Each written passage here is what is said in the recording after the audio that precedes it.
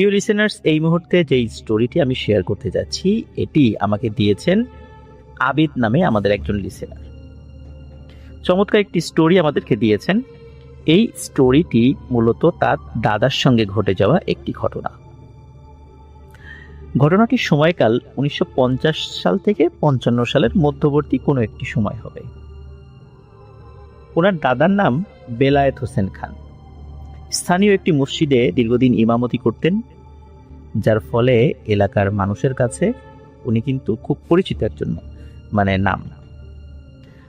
উনি বিয়ের পরে শ্বশুর বাড়িতে একবার শ্বশুরের অসুস্থতার খবর শুনে দেখতে যান এবং ওই দেখতে যাওয়ার সময় এবং ফিরে আসার সময় ভয়ানক কিছু ঘটনা ঘটে। সেই ঘটনাটি আবিদ আমাকে পাঠিয়েছেন এবং আমার মাধ্যমে প্রত্যেক লিসেনারদেরকে শেয়ার করার জন্য। এই ঘটনাটির যে স্থান এটি মানিকগঞ্জ জেলা।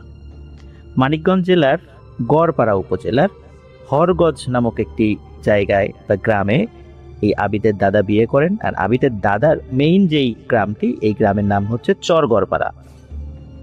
চরগড়পাড়া থেকে হরগজ গ্রামে যাওয়ার ক্ষেত্রে মধ্যবর্তী জায়গায় বুড়িগঙ্গা নদীর একটি নালার মতো একটা জায়গা পড়ে।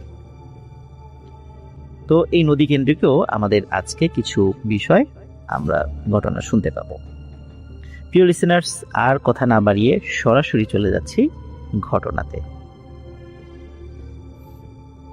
শুরুতেই বলেছি ঘটনাটির সময় 1950 সাল থেকে 55 সালের মধ্যে কোনো একটি সময়। কোনো এক বিকালে আবিদের দাদা বেলায়েত হোসেন খান উনি খবর পান ওনার শ্বশুর খুব অসুস্থ।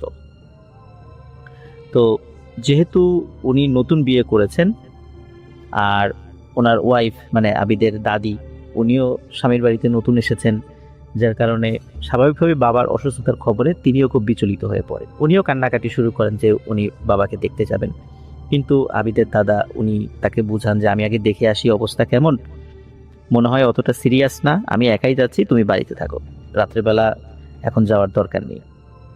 এখানে একটা বিষয় বলে রাখি যে চরগড়পাড়া থেকে হরগজ গ্রামের দূরত্ব পায়ে হাঁটা পথ প্রায় 1.5 ঘন্টার মতো।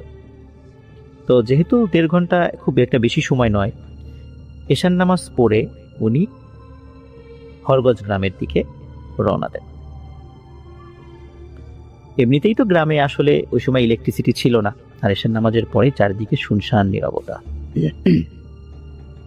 আগের দিনে মানুষ হারিকেন বা কুপিবাতি কিন্তু রাত্রেবেলা চলার সময় ব্যবহার করতেন, এবং রাত্রেবেলা চলার সময় হাতে কিন্তু একটা লাঠি নিয়েও মানুষ বের হতেন, কারণ রাত্রেবেলা চলাফেরার ক্ষেত্রে অনেক সময় সাপ, কুকুর, শেয়াল এরকম অসংখ্য জিনিস রাস্তার মাঝখানে চলে আসে, আক্রমণ করে বসে, যার কারণে লাঠি নিয়ে সাধারণত চলাফেরা করতে হয়।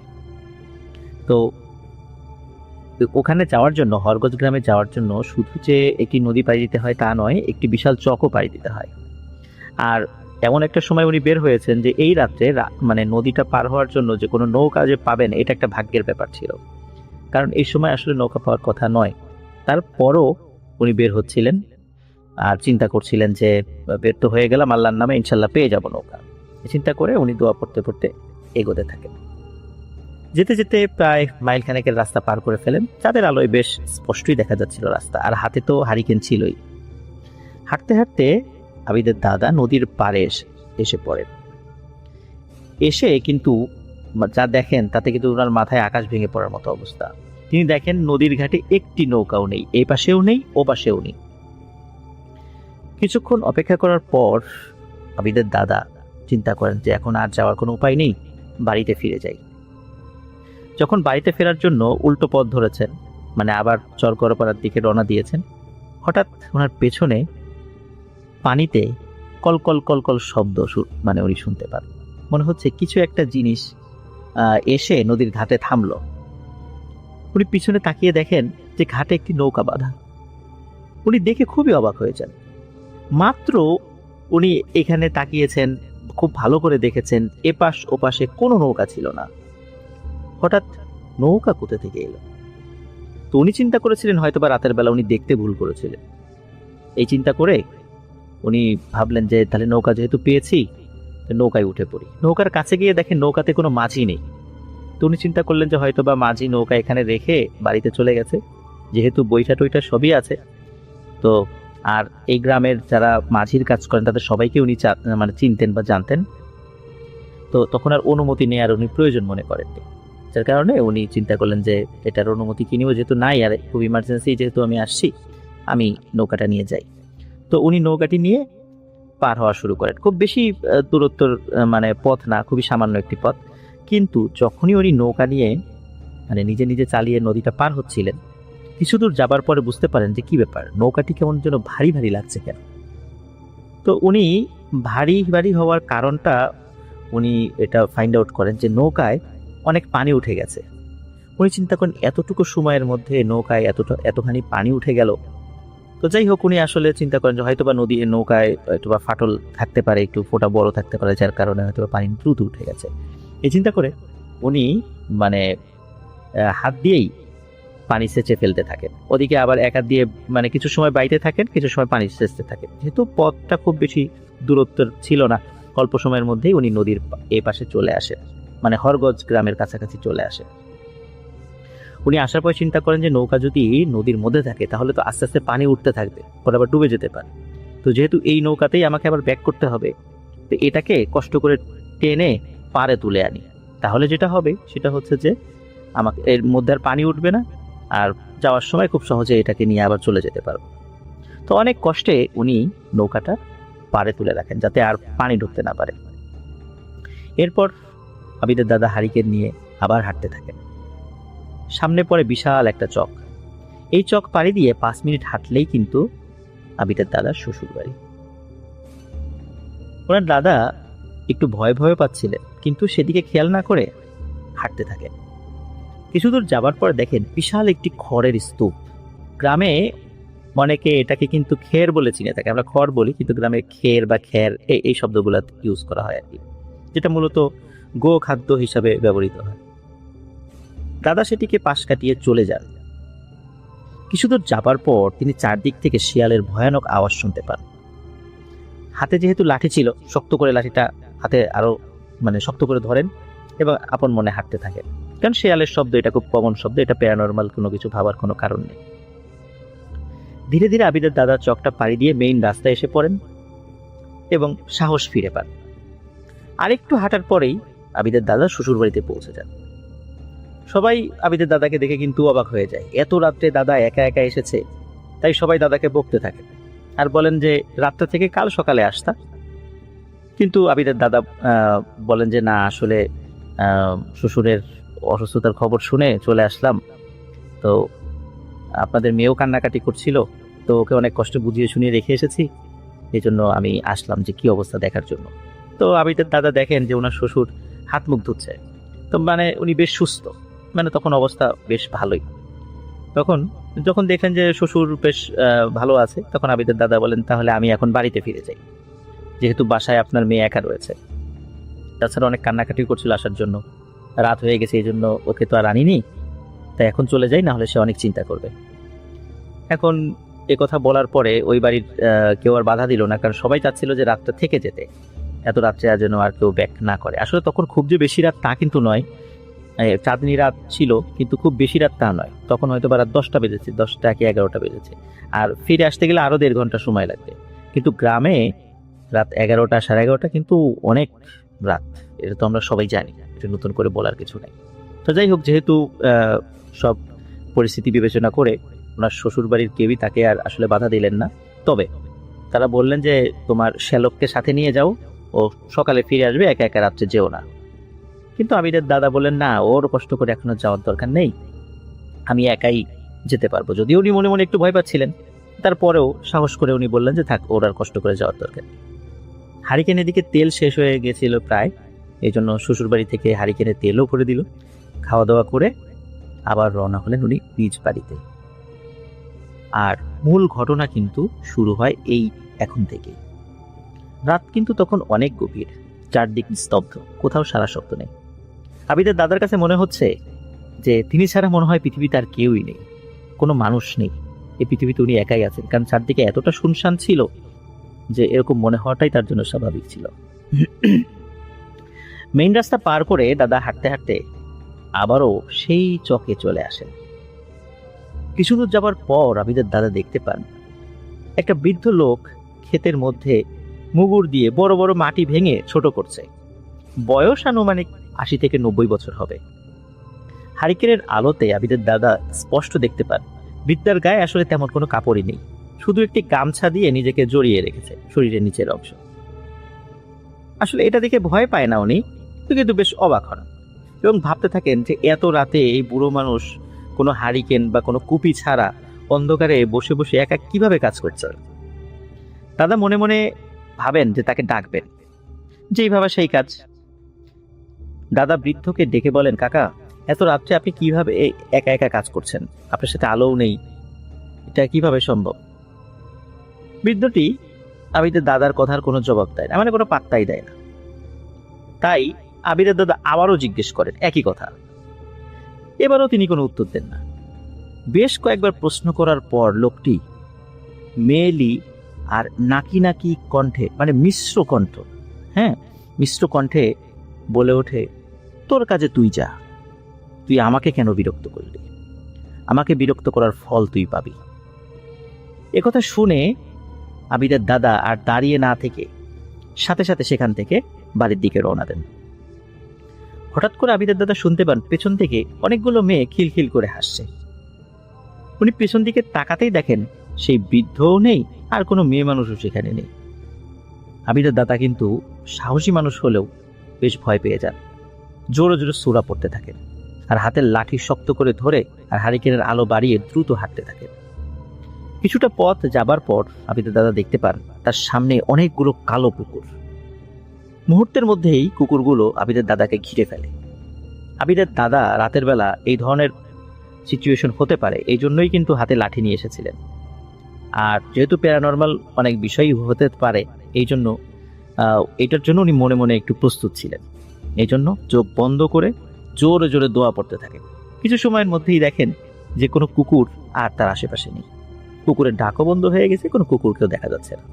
আবিদের দাদা যখনই চিন্তা করেছেন যাক আপদ বিদায় হয়েছে, আবার হাঁটতে শুরু করবেন, তখনই ঘটে আরো একটি ভয়ঙ্কর ঘটনা। চারদিক থেকে বেশ কয়েকটি মুন্ডুবিহীন সাদা ঘোড়া আবিদের দাদাকে ঘিরে ধরে। এবার কিন্তু তিনি অনেক ভয় পান, কারণ কুকুরকে হয়তোবা তিনি কুকুর মনে করতেন, যার কারণে আসলে খুব বেশি ভয় পাননি। কিন্তু মুন্ডুবিহীন সাদা ঘোড়া তার চারদিকে ঘিরে ধরেছে, এতে তো নিশ্চয়ই সাহস ধরে রাখার কথা নয়। তিনি চোখ বন্ধ করে জোরে জোরে সূরা পড়তে থাকেন এবং তার লাঠিতেও ফু দিয়ে লাঠিটা ঘোরাতে থাকেন। কয়েক মুহূর্ত পর উনি তাকিয়ে দেখেন এই ঘোড়াগুলো আর নেই। তিনি আবারও আল্লাহর নাম নিয়ে যাত্রা শুরু করেন। যদিও উনি প্রচন্ড ভয় পাচ্ছিলেন, ভয়ে ওনার শরীর কাঁপছিল, কিন্তু তারপরও ওনাকে যেতে তো হবে বাড়িতে। কিছু দূর যাবার পর হঠাৎ উনি বিড়ালের আওয়াজ শুনতে পান, কিন্তু সামনে থেকে কোনো বিড়াল দেখা যাচ্ছিল না। মনে হচ্ছে পেছন থেকে বেশ কিছু বিড়াল ওনার পেছন পেছন হেঁটে আসছে। উনি পেছন দিকে ঘুরে তাকাতেই দেখে অজস্র বিড়াল, যাদের চোখ ঠিকরে লাল আগুনের মতো আলো বের হচ্ছিল। এবার তিনি ভাবেন এবার দৌড় দিবেন, কিন্তু হারিকেন তো হাতে আছে, উনি তো দৌড় দিতে পারছিলেন না। কিন্তু উনি চিন্তা করেন যে এবার আর আসলে বাড়িতে, নদী পার হয়ে বাড়িতে ফিরে যাওয়ার আর কোনো উপায় নেই, এবার শ্বশুর বাড়িতেই ফিরে যাব, যেহেতু পথ খুব বেশি আসেনি। যখনই তিনি পেছন ফিরে হাঁটতে যাবেন ঠিক তখনই চারদিক থেকে লাল আগুনের গোলা আবিদের দাদাকে ঘিরে ফেলে। আবিদের দাদা ভয়ে হারিকেন ফেলে লাঠি হাতে নিয়ে দৌড়াতে থাকে, পেছনে না তাকিয়ে শুধু সামনের দিকে দৌড়াতে থাকেন। হঠাৎ সেই খড়ের গাদার সাথে তিনি ধাক্কা খান, কিন্তু তিনি খেয়াল করলেন যে আসার সময় যে খড়ের গাদা তিনি দেখেছিলেন এখন না সেই খড়ের গাদাটা অমনটা নেই। মনে হচ্ছে অনেকগুলো খড় সেখান থেকে কেউ নিয়ে গেছে। উনি চিন্তা করেন যে এত তাড়াতাড়ি এত খড় কে নিয়ে গেল। যাই হোক, উনি ওদিকে আর মন না দিয়ে আবারও দৌড়াতে শুরু করেন। একটা সময় তিনি সেই নদীর পাড়ে পৌঁছান। তিনি কিন্তু শ্বশুর বাড়ির দিকে দৌড়ান নেই, তিনি নদীর দিকে দৌড়িয়েছিলেন। কিন্তু তিনি এসে যা দেখেন তার দেখার জন্য তিনি মোটেও প্রস্তুত ছিলেন না। তিনি দেখতে পান যে নৌকাটি উনি টেনে উপর দিকে রেখে গিয়েছিলেন সেই নৌকাটাই মাঝ নদীতে, আর নৌকার মধ্যে স্পষ্ট দেখা যাচ্ছে অনেকগুলো অবয়ব গান বাজনা করছে আর নাচানাচি করছে। দাদা কিছু না বুঝে জোরে জোরে তাদের ডাকতে থাকেন এবং সাহায্য চাইতে থাকেন, কিন্তু কেউ আবিদের দাদার কথায় কান দিচ্ছিল না। দাদা ভয়ে কুঁকড়ে যাচ্ছিলেন, শরীর ঠান্ডা হয়ে বরফ হয়ে যাচ্ছিল। হঠাৎ তিনি দেখতে পান সেই নৌকার মধ্যে থেকে 4টি মেয়ে পানির উপর দিয়ে হেঁটে আবিদের দাদার দিকে আসছে। মেয়েগুলোর দু হাতে একটি করে কুপিবাতি। আবিদের দাদা স্পষ্ট বুঝতে পারেন মেয়েগুলোর পরনে সাদা কাপড় আর মাথায় কি যেন জলজল করছে। এটা দেখার পর তিনি আর নিজেকে ধরে রাখতে পারেন না, তিনি সেখানেই অজ্ঞান হয়ে পড়ে যান। ওনার যখন হুঁশ ফেরে তখন উনি চারদিকে তাকিয়ে দেখেন শুধু অন্ধকার আর অন্ধকার। তবে জ্যোৎস্না রাতের যতটুকু আলো দেখা যায় তাতে তিনি প্রথমে বুঝতে পারছিলেন না যে তার সাথে কি ঘটেছে এবং তিনি কোথায় আছেন, কিন্তু আস্তে আস্তে ওনার সব মনে পড়তে থাকে। আবিদের দাদা নিজেকে আবিষ্কার করেন একটি কবরস্থানের একটি কবরের উপরে। রাতের অন্ধকারেও বেশ বোঝা যাচ্ছে চারপাশে অনেকগুলো কবর। তিনি কিছু ভেবে উঠতে পারছিলেন না। একটু পর তিনি বুঝতে পারেন যে এটা তো সেই কবরস্থান যেটা আমার বাড়ি থেকে 1-1.5 মাইল পেছন দিকে। কিন্তু উনি কবরের উপরে এত রাত্রে শুয়ে আছেন, অজ্ঞান হয়েছিলেন। উনি প্রচন্ড ভয় পেয়ে যান এবং স্বাভাবিকভাবেই ভয় পাওয়ারই কথা, কিন্তু ওনার শরীরে প্রচন্ড ব্যথা অনুভূত হচ্ছে। তারপরে উনি আস্তে আস্তে উঠে চারদিকে দেখতে থাকেন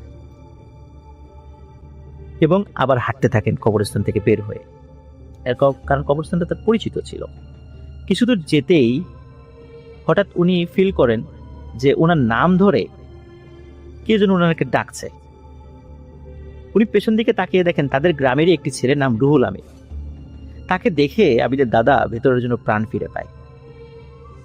আবিদের দাদার এই অবস্থা দেখে রুহুল আমিন সবকিছু জানতে চায়, কিভাবে আপনি এখানে কিভাবে আসলেন, কি হয়েছিল।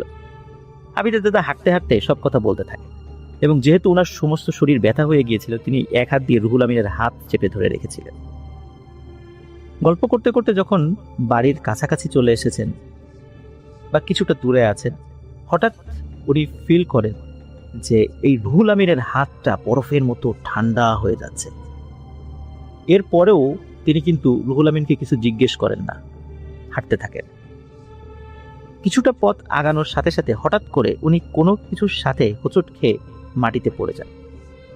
মাটিতে পড়ার সাথে সাথে উনি খেয়াল করেন যে রুহুল তো আসলে মাটির উপর দিয়ে হেঁটে যাচ্ছে না, সে তো শূন্যে ভেসে ভেসে চলে যাচ্ছে। এটা দেখে তিনি আবারও ভয় পান এবং এতটাই ভয় পান যে তিনি আবারও জ্ঞান হারিয়ে ফেলেন। জ্ঞান ফিরে নিজেকে আবিষ্কার করেন সেই নদীর পারে, সেই নৌকার মধ্যে, যেই নৌকাটি যেটা দিয়ে তিনি পার হয়েছিলেন। কিন্তু উনি বারবার ভুলে যাচ্ছিলেন যে কি হচ্ছে ওনার সাথে, কেনই বা উনি একবার কবরস্থানে নিজেকে আবিষ্কার করলেন, পরবর্তীতে আবার সেন্সলেস হয়ে গেলেন, আবার এখন নৌকার উপরে নিজেকে আবিষ্কার করলেন, কি হচ্ছে ওনার সাথে। তবে আস্তে আস্তে ওনার সব কথাই মনে পড়ছিল। যেহেতু নৌকার উপরে, উনি নৌকাটা ধীরে ধীরে বাইতে শুরু করেন। এখানে একটা বিষয় বলে রাখা ভালো যে উনি যে কবরস্থানে নিজেকে আবিষ্কার করেছিলেন সেই কবরটা কিন্তু নদীর ওই পাশে কবরস্থানটা। উনি কিন্তু নদী পার হননি, কিন্তু তারপরেও নিজেকে ওই কবরস্থানে আবিষ্কার করেছিলেন। পরে আবার যখন সেন্সলেস হয়ে যান দেখেন উনি আবার নদীর এই পাশে, হরগজ গ্রামের এইদিকে। যাই হোক, তিনি নৌকা ধীরে ধীরে বাইরে শুরু করেন। এবার আর কোনো সমস্যা হয় না। নদীর ওই পাশে যখন পৌঁছে যান তখন উনি ফিল করেন যে পেছন থেকে, নদীর ওই পাশ থেকে, হরগজ গ্রামের দিক থেকে কে যেন তাকে ডাকছে। তাকিয়ে দেখেন সেই লোকটা, যেই লোকটা ওই যে ছোট্ট একটা গামছার মতো পরে একটু মুগুর দিয়ে বড় বড় মাটির ঢেলাগুলো ছোট করছিল। তো তখন তিনি বলেন যে তোকে আমি দেখে নেব।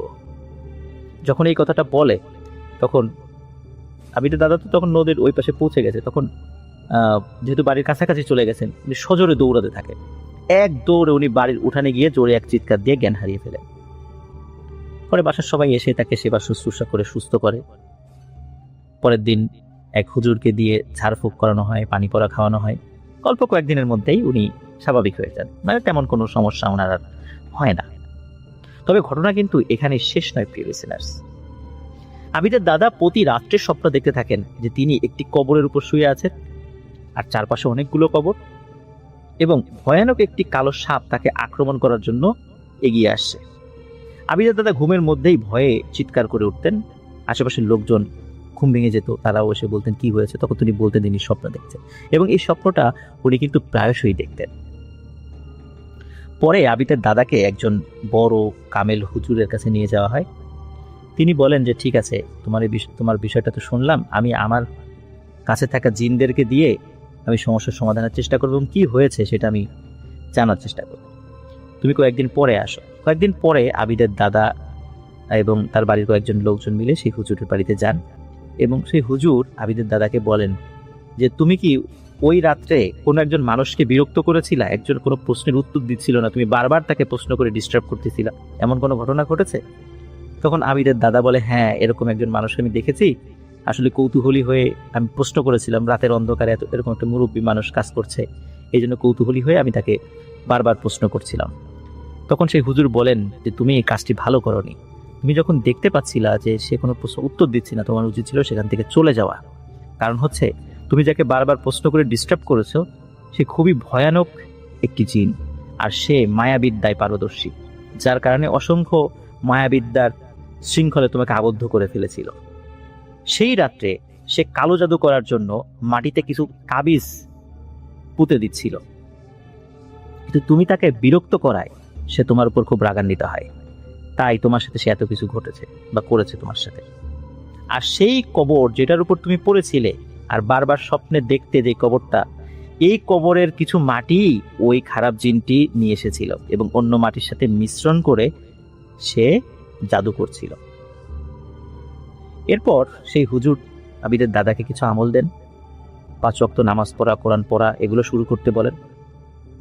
এরপর থেকে আবিদের দাদার আর কোনো সমস্যা হয়নি। আবিদের দাদা পরে জানতে পারেন এইটা সেই লোকেরই কবর যার খেতে বসে সেই খারাপ জিনটা কালো জাদু করছিল। প্রিয় লিসেনার্স, আবিদের দাদা 2019 সালের 21 জানুয়ারি উনি মারা গিয়েছেন। খুব রিনাউন্ড একজন পার্সন, যেহেতু উনি ইমামতি করতেন বেলায়েত হোসেন খান, চরগড়পাড়া গ্রামের। তো আবিদের দাদা মারা গেলেও আবিদের দাদি এখনো জীবিত আছেন।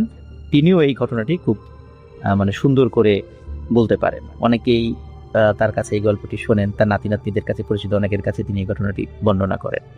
তো আবিদ যেহেতু তার নাতি, তো সেভাবেই তিনি তার ওদের কাছ থেকে শুনে ঘটনাটি আমাকে শেয়ার করেছেন।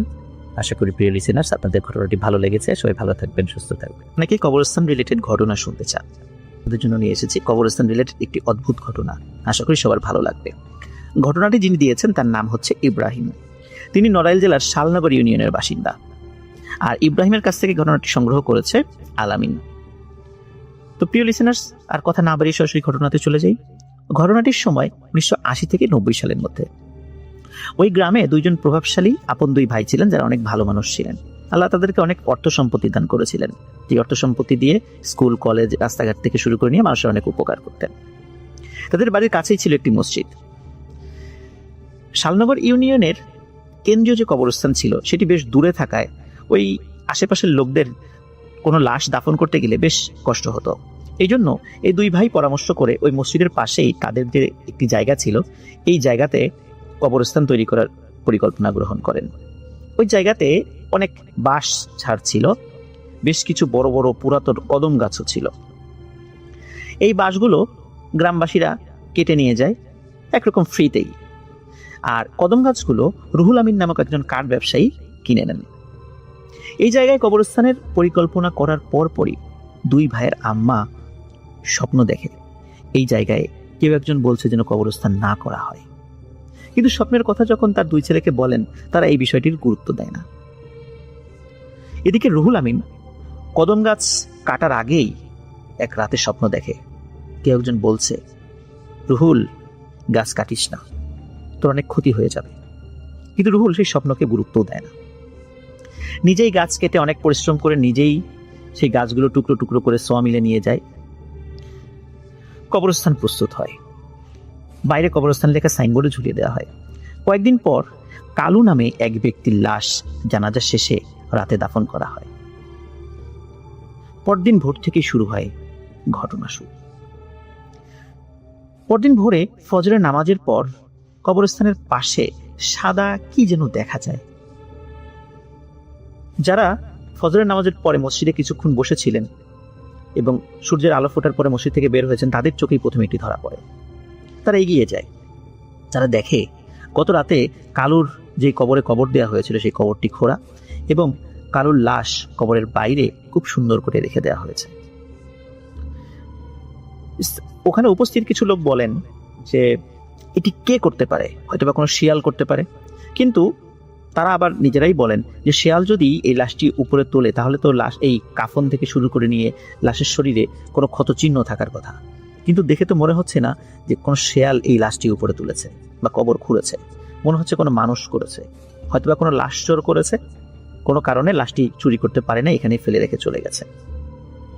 আশেপাশে আরো কিছু মানুষ জড়ো হয়ে যায়, একই কবরে তাকে দাফন করা হয়, মানে কালু মিয়াকে আবার দাফন করা হয়। পরের দিন সকালে মুসল্লিরা দেখে একই ঘটনা, কালুর কবর খোঁড়া এবং কালুর লাশটি কবরের বাইরে রাখা রয়েছে। সবাই আসে, বিভিন্নভাবে সবাই বিশ্লেষণ করে কি হতে পারে, কিন্তু কারো মাথায় ধরে না যে কে এই কাজটি করতে পারে। লাশটি অক্ষত, লাশের শরীরে কোনো ক্ষত চিহ্ন নেই, কাফনের কাপড়ও ঠিক আছে, তাহলে কে এই কাজটি করতে পারে? যাই হোক, লাশটি আবার দাফন করা হয়। তৃতীয় দিন ফজরের পর মুসল্লিরা আবারও একই ঘটনার পুনরাবৃত্তি দেখতে পান। তারা দেখেন লাশটি কবরের বাইরে রাখা রয়েছে এবং কবরটি খোঁড়া। তখন রুহুল আমিন সেই জায়গায় আসে। আগে 2 দিন কিন্তু রুহুল আমিন আসেনি। তৃতীয় দিন রুহুল আমিন এসে সবাইকে বলে, যেহেতু বারবার এই কবরে একই ঘটনা ঘটছে, এই লাশটি অন্য কোথাও দাফন করতে। কিন্তু গ্রামবাসী রাজি হয় না। তারা বলে, কেন আমরা অন্য জায়গায় দাফন করতে যাব? আমরা এই সমস্যার সমাধানের চেষ্টা করব, লাশ কেন অন্য জায়গায় দাফন করব? লাশ আবারও কবরে, একই কবরে দাফন করা হয়। কিন্তু অদ্ভুত ব্যাপার, চতুর্থ দিন আর কোনো ঘটনা ঘটেনি। এর 7-8 দিন পর একই গ্রামের সামাদ নামে একজন ব্যক্তি মারা যায়। লোকজন তাকে সমেদ নামে চিনত। সমেদ মারা গেলে যখন ওই কবরস্থানে তাকে দাফন করা হয়, পরদিন সকালে ফজরের নামাজের পর মসজিদের মুসল্লিরা দেখতে পান সমেদের কবর খোঁড়া এবং লাশটি উপরে রাখা। তারা বুঝতে পারছে না যে কে এই ঘটনা ঘটাচ্ছে বা কেন এরকমটা হচ্ছে। আবার তাকে কবরে রাখা হয়, কবরটা ঢেকে দেয়া হয়। পরের দিন আবারও একই ঘটনা ঘটে, সমেদের কবর খোঁড়া, সমেদের লাশ কবরের বাইরে রাখা। তখন চিন্তা করা হয়, এইভাবে তো আর হয় না, পাহারাদার বসাবো আমরা। গ্রামের সেই 2 ভাইকে জানানো হলে তারা বলেন যে অবশ্যই তোমরা পাহারাদার বসাবা এবং পাহারাদারের যত খরচ লাগে সেটা আমরা দিব। এখানে বলে রাখা ভালো, ওই 2 ভাই গ্রামে খুব কম থাকতেন, তাদের ব্যবসায়িক প্রয়োজনে অধিকাংশ সময় তারা বিদেশে থাকতেন। তো পাহারাদার বসানো হয় 4 জন খুব সাহসী মানুষকে। দ্বিতীয় দিন যখন পাহারা বসানো হয়, তখন ফজরের নামাজের পর লোকজন দেখে কবরস্থানে যে পাহারাদাররা ছিল তারা সবাই ঘুমিয়ে আছে। তারা এমন ভাবে ঘুমিয়ে আছে তাদেরকে ডেকেই তোলা যাচ্ছে না। এবং আরো একটা অদ্ভুত ব্যাপার লক্ষ্য করে, সেটা হলো কবরস্থানের সেই সমেদের কবরটি খোঁড়া রয়েছে এবং সমেদের লাশ কবরের বাইরে রাখা। স্থানীয় লোকজন যখন ওই পাহারাদারকে জিজ্ঞেস করে, তোমরা কি পাহারা দিলা যে এই ঘটনা ঘটলো, তখন তারা বলে যে গভীর রাত্রে হঠাৎ এমন এক সুঘ্রাণ তাদের নাকে আসে, এরপর তাদের আর কিছু মনে নেই, তারা ঘুমিয়ে পড়ে। আর তারপর এই ঘটনা। তাদের এই কথায় গ্রামবাসী সন্তুষ্ট হতে পারে না। তারা তৃতীয় দিন অন্য 4 জনকে পাহারায় বসায়, কিন্তু তৃতীয় দিনই একই ঘটনা ঘটে। ওই নতুন 4 জন পাহারাদারকে ঘুমন্ত অবস্থায় পাওয়া যায় আর সমেদের লাশ কবরের বাইরে রাখা। তৃতীয় দিন আগের বারের মতো কালো মিয়ার ঘটনার মতো তৃতীয় দিন রুহুল আসে সেখানে, এসে বলে এই লাশকে এখানে দাফন করো না, অন্য জায়গায় দাফন করো। কিন্তু গ্রামবাসী তার কথা শোনে না, তাকে সেখানে দাফন করা হয়। চতুর্থ দিন আর কোনো ঘটনা ঘটে না। এরপর বেশ কিছু মাস পার হয়ে যায়, গ্রামে আর কেউ মারা যায়নি, যার কারণে সেখানে আর কোনো পাহারাও আর কেউ গ্রামবাসী বসানোর প্রয়োজনীয়তা বোধ করেনি। এর মধ্যে রুহুল আমিন কিন্তু বিয়ে করে, তিনি অবিবাহিত ছিলেন। এক রাতে তার স্ত্রী দেখে ঘরের দরজা বন্ধ, কিন্তু রুহুল আমিন ঘরে নেই। তিনি হারিকেনের বাতির আলোটা একটু বাড়িয়ে দিয়ে ঘরের মধ্যেই খুঁজতে থাকেন, কারণ গরমের কারণে হয়তোবা বিছানা থেকে তিনি নিচে ফ্লোরে ঘুমিয়েছেন, কিন্তু ঘরে তাকে পাওয়া যায় না। এদিকে ঘরের দরজাও বন্ধ, তাহলে রুহুল আমিন কোথায় গেল? তার স্ত্রী ঘরের দরজা খুলে যখনই বারান্দায় গিয়েছেন, তখনই দেখেন রুহুল আমিন অচেতন অবস্থায় ঘরের বারান্দায় পড়ে আছেন এবং তার সারা শরীরে ধুলো বালি মাটি মাখানো। তার স্ত্রী স্বামীর এরকম অবস্থা দেখে জোরে এক চিৎকার দিয়ে ওঠেন। তার চিৎকারে রুহুল আমিনের জ্ঞান ফিরে আসে। জ্ঞান ফিরে তার স্ত্রীকে থামতে বলে চিৎকার করো না। স্ত্রী তাকে জিজ্ঞাসা করে, কিভাবে দরজা বন্ধ থাকার পরও তুমি বাইরে গেলে? রুহুল আমিন বলে, আমি গোসল করে আসি, সব ঘটনা খুলে বলছি।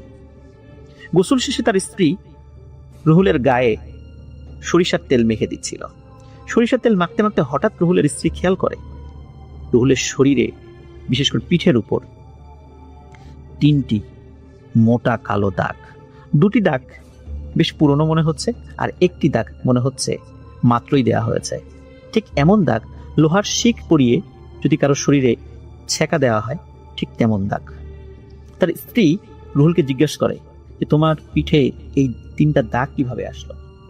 রুহুল এই বিষয়ে কিছুই বলতে পারে না, কিন্তু অদ্ভুত কিছু ঘটনা তার স্ত্রীকে বলে এবং বলে, এই ঘটনা কাউকে বলো না। স্ত্রী প্রতিশ্রুতি দেয় কাউকে বলবে না।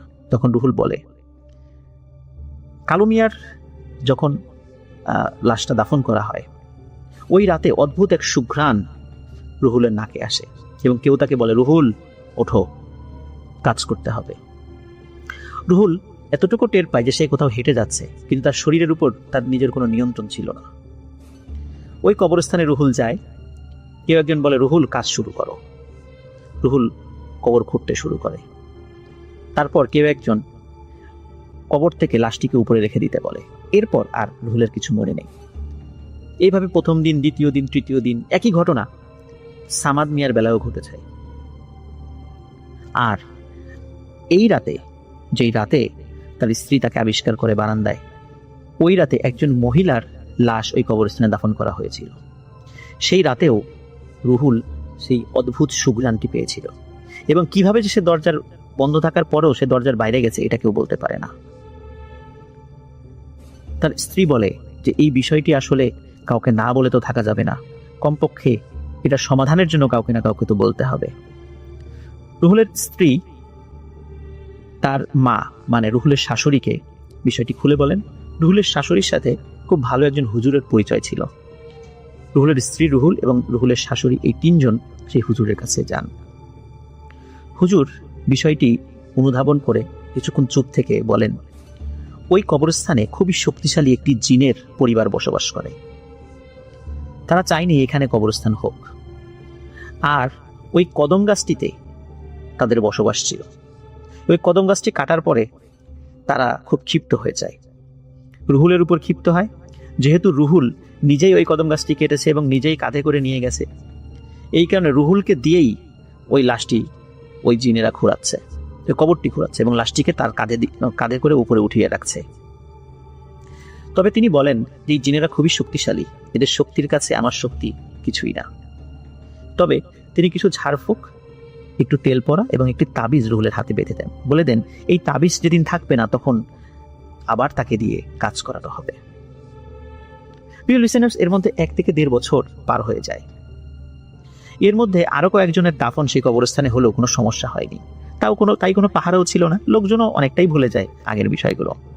এক রাতে স্থানীয় রঘুনাথপুর মাদ্রাসার মহতামিম বা প্রধান শিক্ষক হাফেজ আব্দুল হাসান, স্থানীয়ভাবে তিনি সেলিম হুজুর নামে পরিচিত ছিলেন, তার লাশ দাফন করা হয়।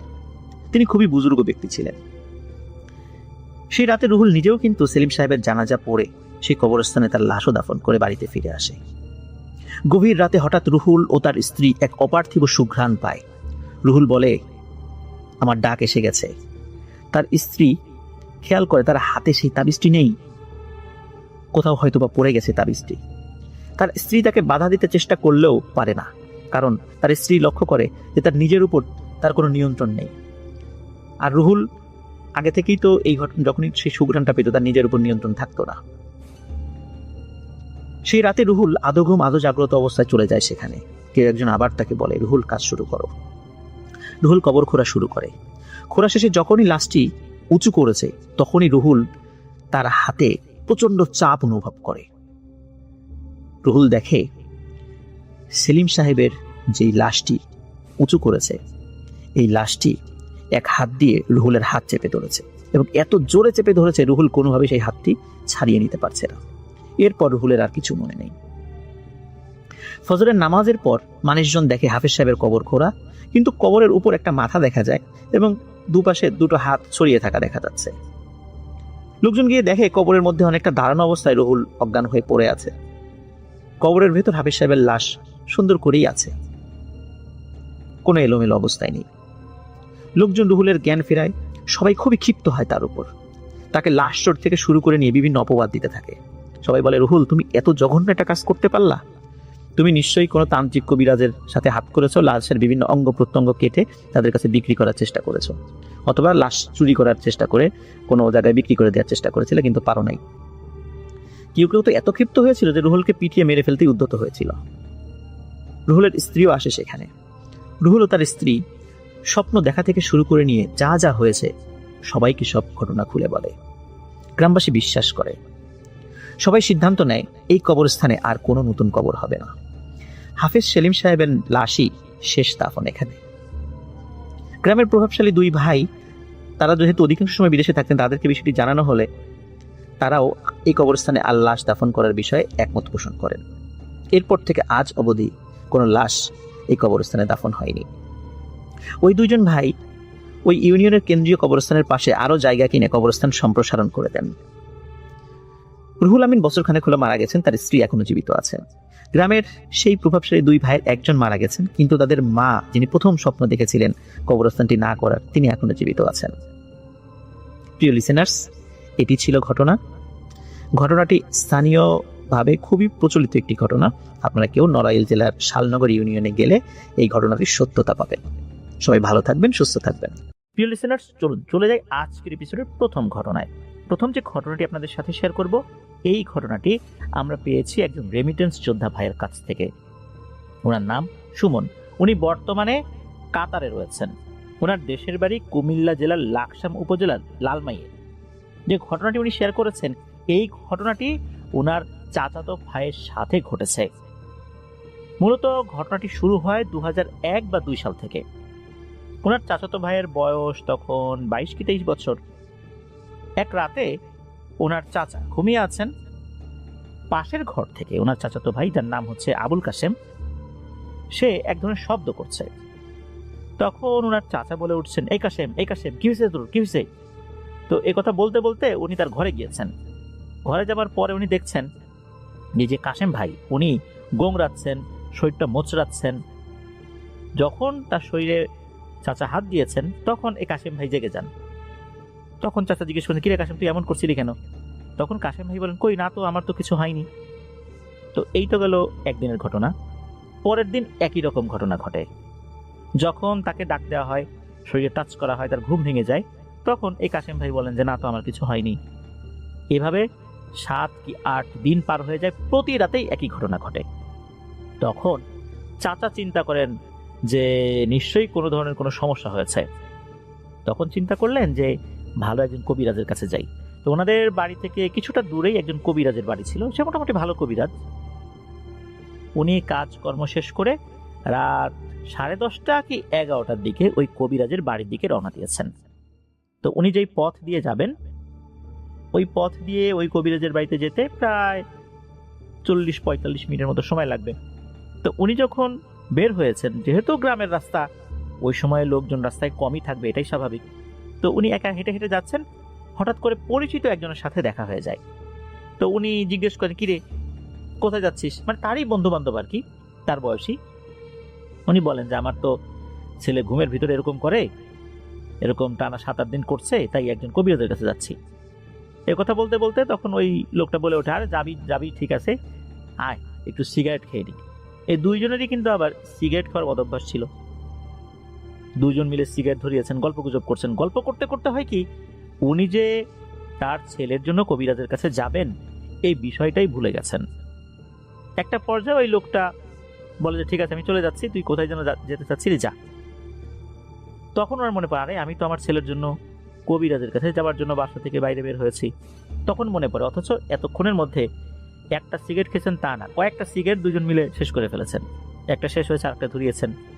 বেশ অনেকটা সময় পার হয়ে গেছে, উনি এই বিষয়টা একদমই ভুলে গেলেন। এমন এমন বিষয় নিয়ে ওনারা দুজন আলোচনা করছেন যেগুলো আসলে গুরুত্বহীন, এমনি গল্প আর কি। ওনার তো মনে পড়ে যায় যে ওহো দেরি হয়ে গেল, যেতে হবে, রাত হয়ে গেছে অনেক। উনি আবার কবিরাজের বাড়ির দিকে রওনা দিয়েছেন। উনি হাঁটতে হাঁটতে একটা জায়গায় চলে আসেন, ওখানে একটা ছোট্ট পুলের মতো বা ব্রিজের মতো ছিল। যখন উনি ওই ব্রিজের উপরে উঠেছেন মাত্র, উনি দেখেন ব্রিজের ওপাশ থেকে 4 জন লোক হেঁটে হেঁটে আসছে, যাদের আকার আকৃতি স্বাভাবিক। ওই 4 জন লোক যখন কাছাকাছি চলে আসে, তো ওই সময় চাঁদের আলো যেরকম ছিল তাতে কিন্তু তাদের চেহারা বোঝা যাচ্ছিল, তারা কেমন দেখতে, তাদের গড়ন কেমন, চেহারা বোঝা যাচ্ছিল আর কি মোটামুটি। তখন হয় কি, এই 4 জন বলে ওঠে, কি মিয়া কই যাও? এই 4 জনকে কিন্তু উনি আগে কখনো দেখেননি। হঠাৎ করে এভাবে কেউ তাকে সম্বোধন করে বলছে কি মিয়া কই যাও, একটা বয়স্ক লোক। উনি বেশ বিব্রত হন। তো উনি বলেন যে আমি কোথায় যাই তা দিয়ে তোমাদের দরকার কি, তোমাদের তো চিনলাম না, তোমাদের বাড়ি কোথায়? চাচা মনে করেছেন এরা আবার চোর ডাকাত কিনা, আক্রমণ করার জন্য এসেছে। তখন ওই লোকগুলো বলে, আগে বলো কোথায় যাও। তখন চাচা বিরক্ত হয়ে বলেন যে আমার ছেলের কিছু সমস্যা হয়েছে, আমি কবিরাজের কাছে যাচ্ছি। তখন এই 4 জনের মধ্যে একজন বলে ওঠে, না তুমি কোথাও যেতে পারবে না, সোজা উল্টা দিকে ঘুরে বাড়ি চলে যাও। চাচা বলেন যে আমি কোথায় যাব না না যাব সেটা কি তোমাদের কাছ থেকে শুনে যাব নাকি? আমি আমার ছেলের সমস্যা সমাধানের জন্য কবিরাজের কাছে যাব, তোমরা বাধা দেবার কে? আমার পথ ছাড়ো, আমাকে যেতে দাও, আর তোমরা যেদিকে যাচ্ছিলে সেদিকে যাও। এক কথায় দুই কথায় হাতাহাতি শুরু হয়ে যায়। এই লোকগুলো কি করে, এই চাচাকে ধাক্কা দিয়ে ওই পুলের উপর থেকে নিচে ফেলে দেয়। নিচে অবশ্য শক্ত মাটি ছিল না, কাদা মাটি ছিল, পানি ছিল না অবশ্য, মানে কাদামাটি হয়ে আছে। তখন কি হয়, 4 জনই ব্রিজের উপর থেকে অর্থাৎ ওই পুলের উপর থেকে লাফ দিয়ে নিচে পড়ে। নিচে পড়ার পর 2 জন কি করেছে, চাচার পা চেপে ধরেছে। অন্য 2 জন চাচার মাথাটা চেপে ধরে কাদার মধ্যে ঢুকিয়ে দিচ্ছে। কাদাটা এমন ছিল যে একদম যে থকথকে কাদা বিষয়টা এরকম না, মানে মাটি শক্তও না নরমও না। চাচা অবশ্য ওই পুল থেকে পড়ে গিয়ে মেরুদণ্ডে ব্যথা পেয়েছিলেন, তবে ব্যথাটা অতটা তীব্র ছিল না। এদিকে তার মাথাটা চেপে ধরে কাদার মধ্যে ঢুকিয়ে দেওয়ার চেষ্টা করছে। ওই পুলের কাছাকাছি ওনার ভাতিজির বাড়ি ছিল। চাচা তো চিৎকার করে উঠেছেন যে কে কোথায় আসো, আমাকে বাঁচাও, আমাকে মেরে ফেললো। ওনার এই চিৎকার ভাতিজি শুনেছে। শোনার পর গলা তো চিড়ে ফেলেছে যে আরে এ তো আমার চাচার কণ্ঠ। তখন ভাতিজি চিৎকার চেঁচামেচি করছে যে আমার চাচারে মেরে ফেললো ওই পুলের ওখান থেকে শব্দ আসছে। তখন তো বাড়ির সবাই, পুরুষ মহিলা বাচ্চা যারা ছিল সবাই হাতের কাছে যে যেটা পেয়েছে সেটা নিয়ে বের হয়েছে। মাত্র 2 মিনিটও লাগে না, মানে এত অল্প সময়ের মধ্যে ওনারা ওই ব্রিজের কাছে চলে আসছেন। এর মধ্যে লোকজন যে বের হয়ে যাচ্ছে এটা তো ওই 4টা অবয়ব বুঝতে পেরেছে। তারা কিন্তু কোনো কথা বলেনি যে আজকের মতো ছেড়ে দিলাম বেঁচে গেলি, এরকম কিছু বলেনি। তারা মনে হলো দ্রুত ওখান থেকে কোথায় যেন হারিয়ে গেল। কোন দিকে গেল এটাও চাচা বুঝতে পারেননি। তো সবাই মিলে যখন ওখানে চলে আসে, ওখান থেকে চাচাকে তোলেন, তুলে বাড়িতে নিয়ে আসেন। বাড়িতে নিয়ে আসার পর চাচা ভালো করে কথা বলতে পারছিলেন না, কেননা ওনার গালের মধ্যেও কাদা ঢুকে গিয়েছিল। উনি ভালো করে পানি দিয়ে কুলি করেন, হাত মুখ ধোন, তারপরে উনি বলেন যে এই ঘটনা চিনলাম না, এরা কোত্থেকে এলো আর আমাকে এইভাবে কেন হুমকি দিল। উনি মোটামুটি 2 দিন পর দিনের বেলাতেই ওই কবিরাজের কাছে যান যেখানে উনি যেতে চেয়েছিলেন। কবিরাজের কাছে যখন সব কথা খুলে বলেন, কবিরাজ বললেন যে বুঝতে পেরেছি ঘটনাটা কি, আপনার ছেলেকে একটা পরীতে ধরেছে, আর এই পরীর 4টা ভাই রয়েছে। সমাধান কি? তখন কবিরাজ বলে দিলেন আপনি আপনার ছেলেকে দ্রুত বিয়ে দিয়ে দেন, যেহেতু ছেলের বিয়ের বয়স হয়ে গিয়েছিল আর ছেলেকে যে উপার্জন করতেই হবে এমন কোনো বাধ্যবাধকতা ছিল না। চাচার যা অবস্থা ছিল তাতে কোনো সমস্যা হতো না।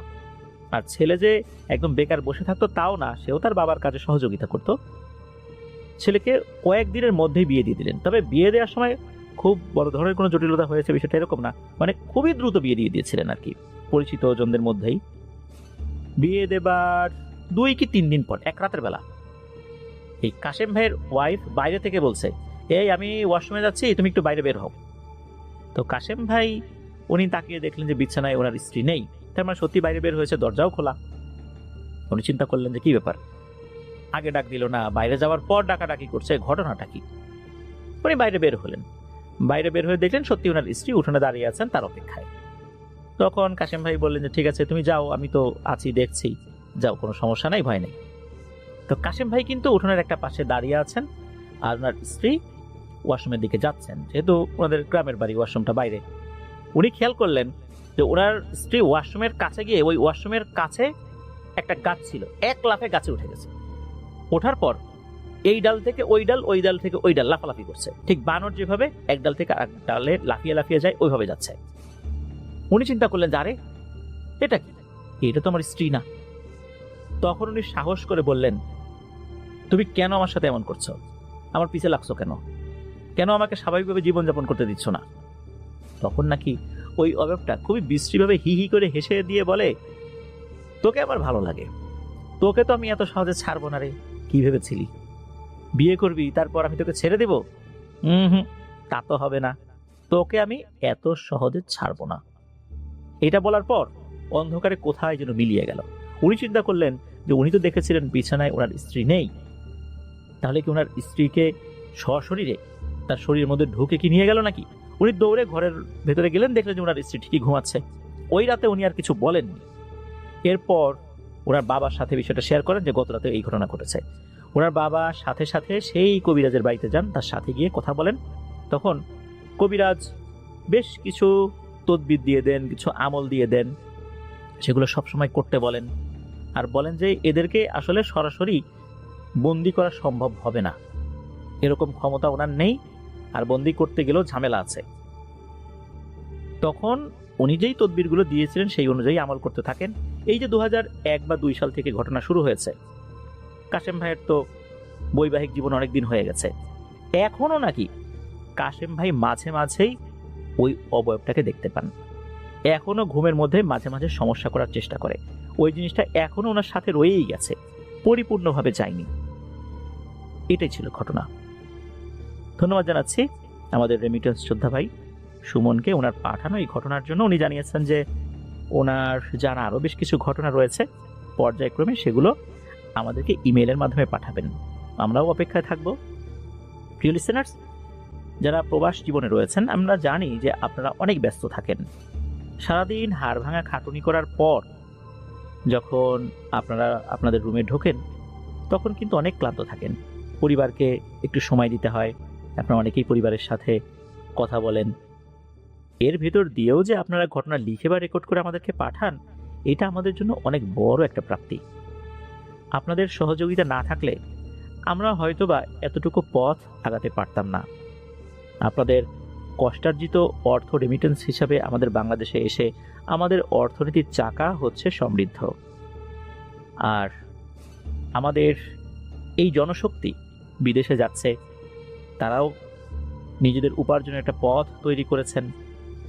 এটাও আমাদের বেকারত্ব যে লাঘব হচ্ছে এটা আমরা চিন্তা করি, তবে আমরা এটাও স্বপ্ন দেখি যে একটা সময় আমাদের দেশের লোকজন এইভাবে কাজ করার জন্য আর বাইরে যাবে না। অদূর ভবিষ্যতে আমরা দেখে যেতে পারবো কিনা জানি না, হয়তোবা বাইরের দেশের লোকজন আমাদের দেশে যেন কাজ করতে আসতে পারে।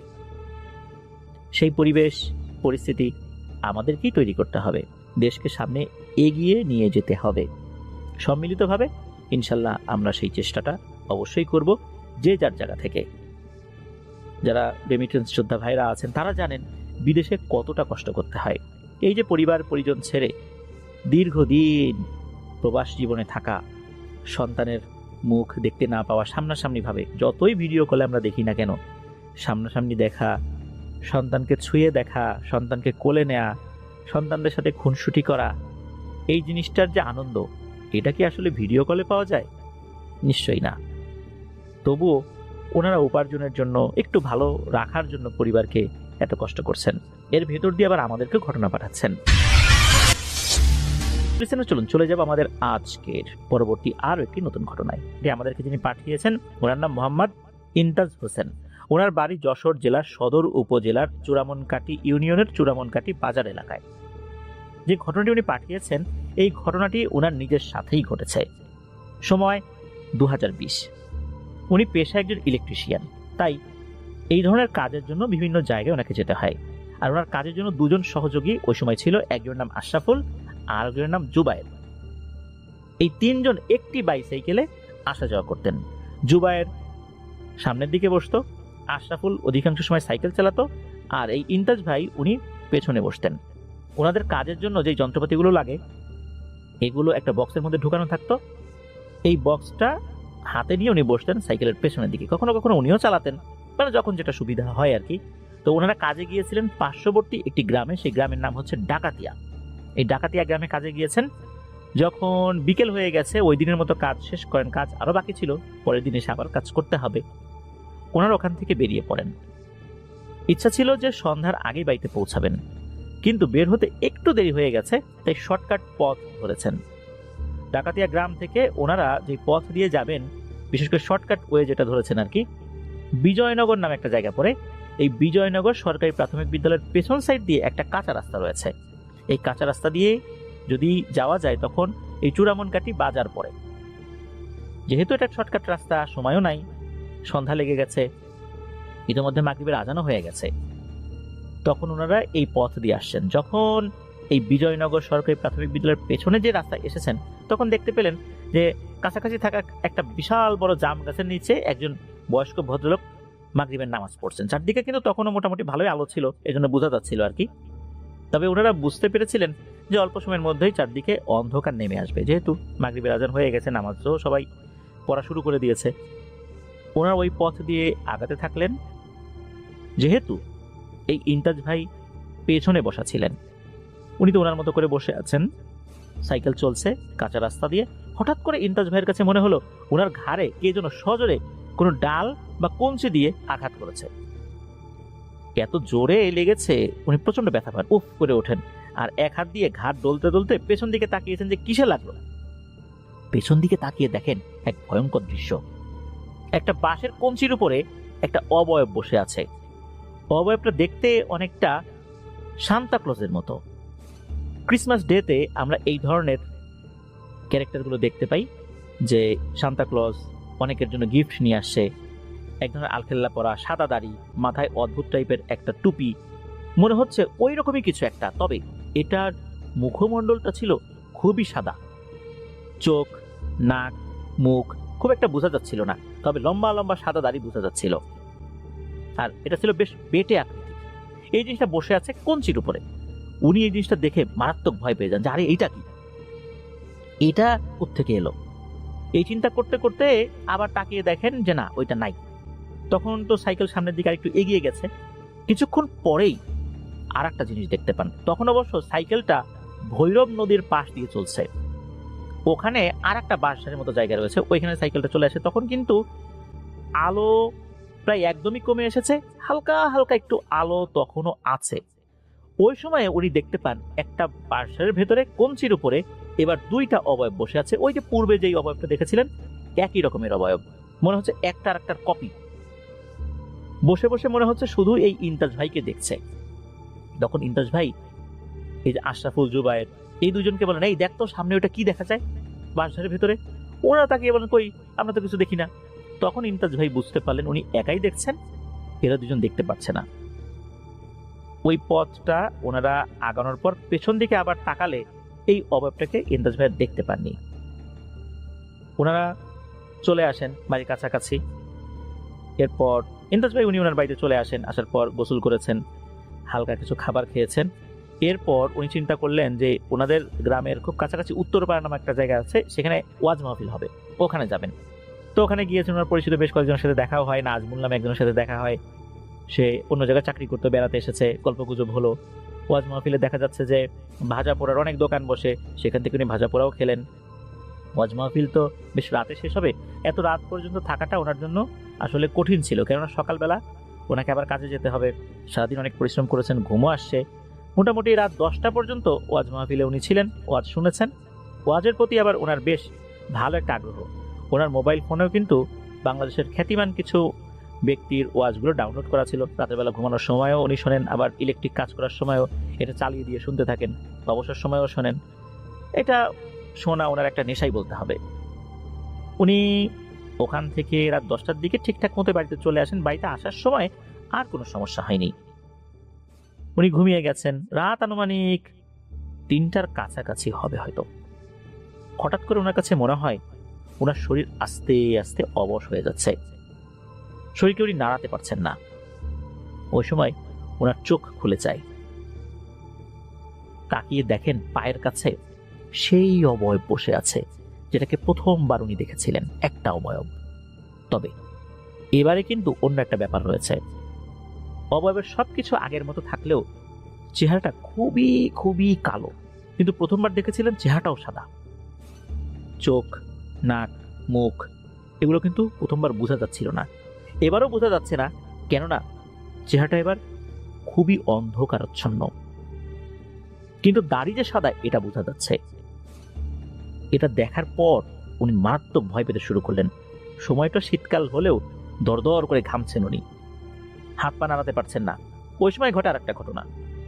ওই অবয়বটা কি করে, সে পায়ের দিক থেকে এসে মাথার কাছে আসে, মাথার কাছ থেকে মোবাইল ফোনটা নেয়, মোবাইল ফোনটা অন করে। অন করার পর এই যে ওয়াজ মাহফিল যেগুলো ছিল ডাউনলোড করা, এর মধ্যে একটা ওয়াজ সে বের করেছে।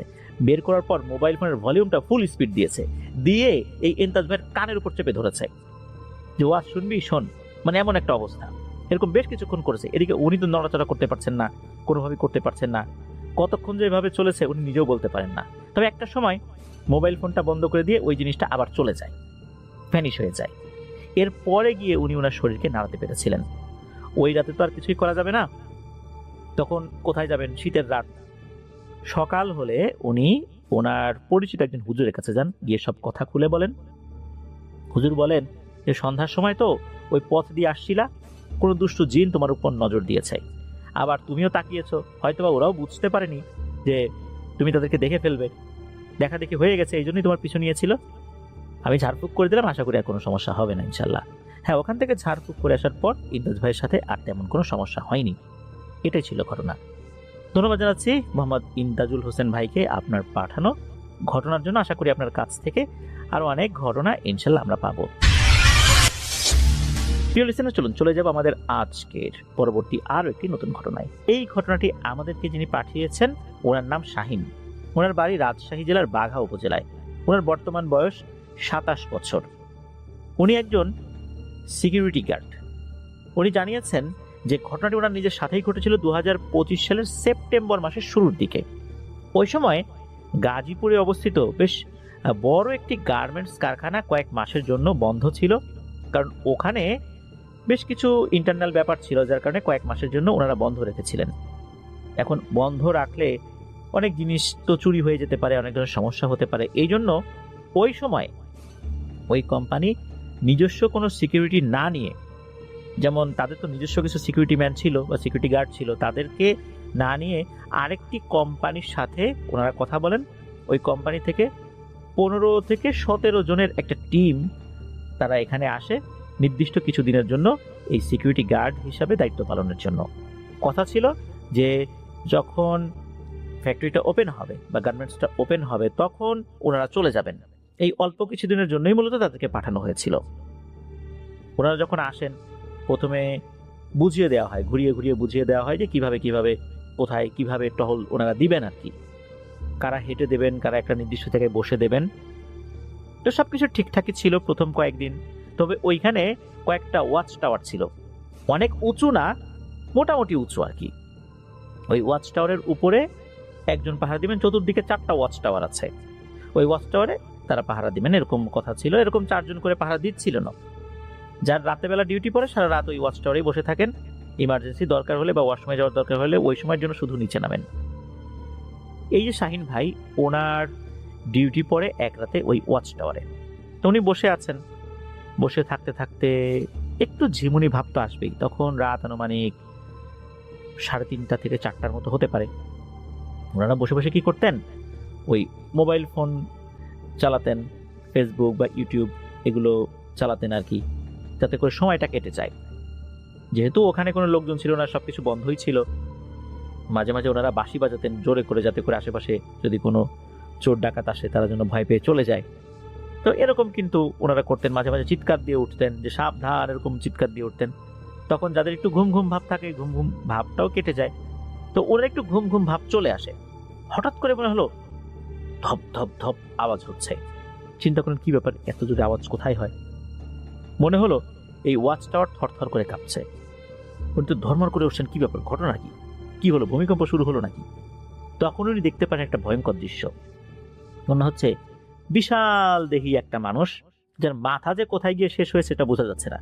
এই জিনিসটা এই ফ্যাক্টরির পাশে যে দেয়াল, দেয়ালের পাশে কিন্তু অন্য কোনো স্থাপনা নেই। এই পাশ দিয়ে হেঁটে হেঁটে এক পাশ থেকে আরেক পাশ চলে গেল। সে এক এক কদম ফেলছে, মনে হচ্ছে আধা কিলোমিটার পার হয়ে গেল, এমন একটা অবস্থা। সে যখন পার হচ্ছিল তার পায়ের নিচে কিন্তু দূরে থাকা বিল্ডিংও পড়ে যাচ্ছে বলে মনে হচ্ছে, কিন্তু ওই বিল্ডিং গুলো কিন্তু স্বাভাবিকই আছে। সে তার মতো করে হেঁটে চলে গেল। হঠাৎ করে জীবনে প্রথমবারের মতো এরকম একটা দৃশ্য দেখে উনি তো মারাত্মক ভয় পেয়ে যান। এদিকে উনি কি করেছেন, অন্য ওয়াচ টাওয়ারে ওনার যারা কলিগরা আছেন তাদেরকে ফোন দিয়েছেন। তাদেরকে ফোন দিয়ে বললেন এই ঘটনা, তারা কিছু দেখেছে কিনা। তখন তারা বলে না, তো তারা কিছু দেখেনি। তো ওই রাত ওভাবেই কেটে যায়। সকালবেলা উঠে উনি আবার ঘুমিয়েছেন, ওনারা ডিউটি করেছে। এর পরেও দেখা গেল যে কয়েক রাত উনি ডিউটি করেছেন, তবে ওই কয়েক রাতে আর উনি কিছু দেখেননি, কারণ সবার কিন্তু একসাথে প্রতিদিনই ওয়াচ টাওয়ারে ডিউটি পড়তো না, এক একজনের এক এক জায়গায় পড়তো। কখনো দিনের বেলা ডিউটি পড়তো, কখনো রাতের বেলা ডিউটি পড়তো। তো ওনার এরকম 3-4 বার আরো ওয়াচ টাওয়ারে ডিউটি পড়ে, তবে উনি 3-4 বারের মধ্যে কিছু দেখেননি। এরপরে দেখা গেল যে সপ্তাহখানেক উনি দিনের বেলাতে ডিউটি করেছেন। এরপর আবার যখন রাতের বেলা ডিউটি করার জন্য ওনার ডিউটিটা ফিক্সড করা হয়, তখন এক রাতে পড়লো ওই ওয়াচ টাওয়ারে। ওয়াচ টাওয়ারে ডিউটি পড়লে ওনার মনের মধ্যে একটা আতঙ্কই কাজ করতো, একবার তো ভয়ের কিছু দেখেছেন।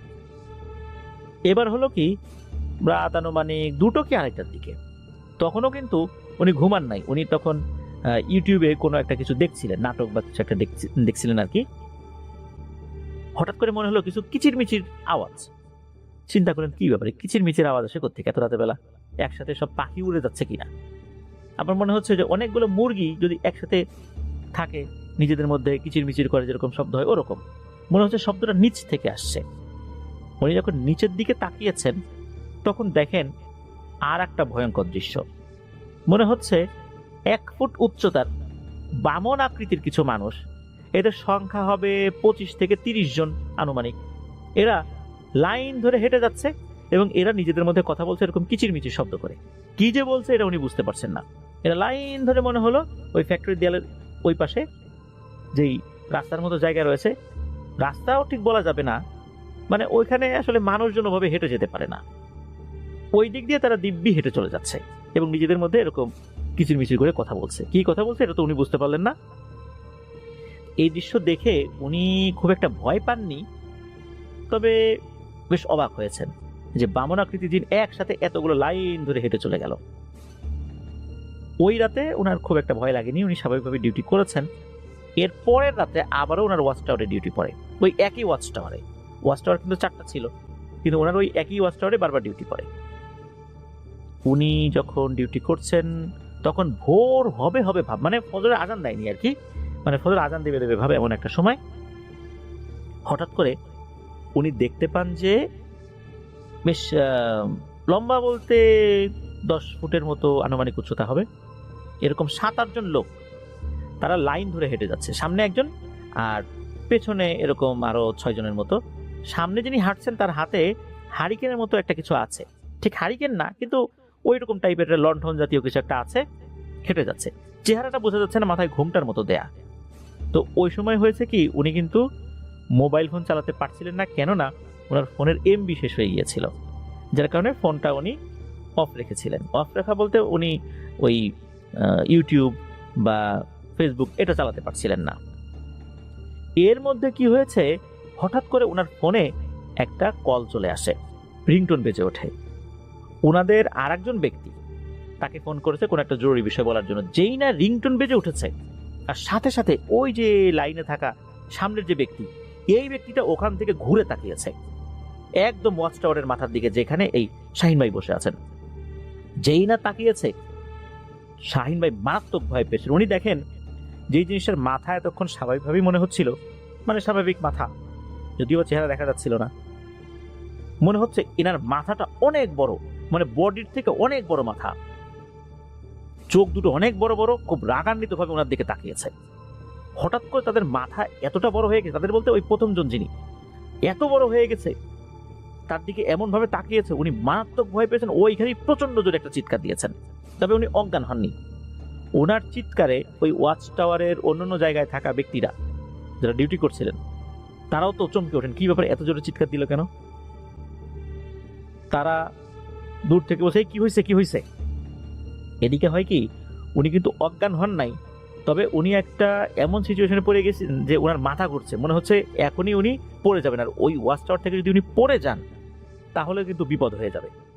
তবে আল্লাহর রহমতে উনি পড়েন নাই, আবার অজ্ঞানও হন নাই, তবে একটা ঘোরের মধ্যে চলে গিয়েছিলেন, সবকিছু স্বপ্নের মতো মনে হচ্ছিল। এদিকে অন্যান্য জায়গায় থাকা ব্যক্তিরা যখন কোনো রিপ্লাই পাচ্ছিলেন না, উনি কোনো কথা বলছেন না, তখন নিচে থাকা কয়েকজন তারা বুঝতে পারেন যে উপরে একটা সমস্যা হয়েছে। ওনাদের কয়েকজন তো নিচে ছিলেন, অন্যান্য ওয়াচ টাওয়ার থেকে বলা হয়েছে ওই ওয়াচ টাওয়ারে ওই যে শাহিন আছে, ওর সাথে মনে হয় কোনো সমস্যা হয়েছে। তো এর মধ্যে নিচ থেকে একজন উপরে ওঠেন, দেখা গেল যে উনি অজ্ঞান হন নাই, একটু পানির ছিটা দেন, কারণ ওখানে কিন্তু খাওয়ার জন্য পানি নিয়ে উঠেছিলেন উনি, ওই পানি থেকে পানির ছিটাটা মুখে দেওয়া হয়। এরপর উনি একটু স্বাভাবিক হন। তারপর যিনি এসেছেন উনি বলেন যে ঠিক আছে, তুমি কি এখন নিচে নামতে পারবে, সেই শক্তি আছে? উনি বলেন হ্যাঁ ঠিক আছে, নিচে নামতে পারবেন উনি। আর ওয়াচ টাওয়ারটা যে খুব বেশি উঁচু তাও না, তারপরও আরো কয়েকজন ওখানে এসেছিলেন যাতে করে সাবধানে উনি নিচে নামতে পারেন। উনি নিচে নেমে আসেন, এরপর ওই রাতের মধ্যে ওনাকে বিশ্রামে পাঠিয়ে দেওয়া হয়। এরপর উনি ওখানে যিনি ইনচার্জ ছিলেন, অর্থাৎ সিকিউরিটি ইনচার্জ, মানে ওনাদের যিনি টিম লিডার আর কি, তার কাছে এই শুরু থেকে শেষ পর্যন্ত ঘটনা খুলে বলেন। ওনারা বলেন যে ওনাদের কারোর সাথে কিন্তু কোনো ঘটনা ঘটেনি, বিশেষ করে ওই ওয়াচ টাওয়ারে কিন্তু আরো কয়েকজন ডিউটি করেছে বিভিন্ন সময়, প্রতিদিন তো ডিউটি করতেই হয়, তাদের কারোর সাথে কোনো ঘটনা ঘটেনি। যেহেতু ওনার সাথে এটা ঘটছে, বেশ কয়েকবার হয়েছে, এটা উনি দেখলেন, তখন ওনাকে আর ওই ওয়াচ টাওয়ারে ডিউটি দেওয়া হয়নি। 3 মাসের মতো ওনারা ওখানে ছিলেন। তো এর ভিতরে অন্যান্য যারা ওয়াচ টাওয়ারে ডিউটি করেছেন তাদের মধ্যে একজন বলেছিলেন যে উনি একটা গরম বাতাসের মতো অনুভূতি পেয়েছিলেন, এছাড়া অন্য কোনো ধরনের অনুভূতি উনি পাননি। 3 মাস পরের যে ঘটনাটা, সেটা হচ্ছে ওই ফ্যাক্টরিটা ওপেন হয়ে যায়। পরবর্তীতে ওনাদের যেই সিকিউরিটি গার্ড ছিল তাদেরকে দিয়েই সিকিউরিটি কাজটা ওনারা চালিয়ে নেন, এবং চুক্তি মোতাবেক ওনাদেরকে বেতন ভাতা পরিশোধ করে কোম্পানিতে আবার ন্যস্ত করা হয়, যে কোম্পানির সাথে চুক্তি করে ওনাদেরকে নিয়ে আসা হয়েছিল। তো এখনো উনি আর একটা জায়গায় সিকিউরিটি গার্ড হিসেবে দায়িত্ব পালন করছেন